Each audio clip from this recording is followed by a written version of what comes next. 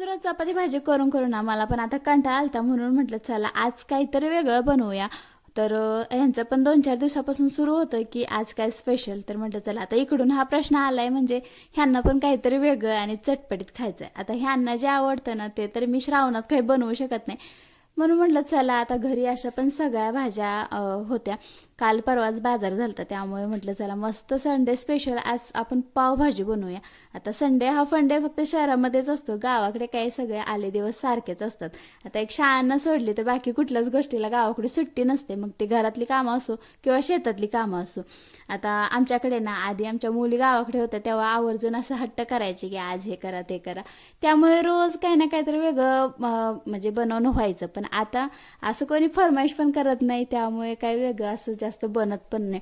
तर आज बऱ्याच दिवसातून पावभाजीचा बेत बनवला होता.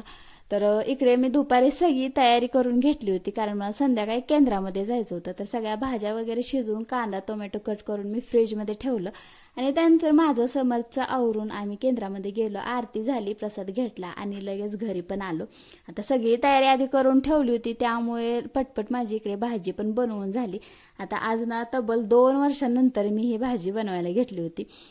तर मस्त अशी भाजी, इकडे भाज्या वगैरे सगळ्या स्मॅश करून घेतल्या आणि लगेच इकडे माझी भाजी पण तयार झाली. तर मस्त झाली होती भाजी. आता तुमच्याकडे संडे स्पेशल काय प्लॅन होता मला नक्की कमेंट करून सांगा. नंतर मस्त आम्ही जेवण केलं. तर व्हिडिओ आवडला असेल तर लाईक शेअर सबस्क्राईब करा. या तुम्ही पण पावभाजी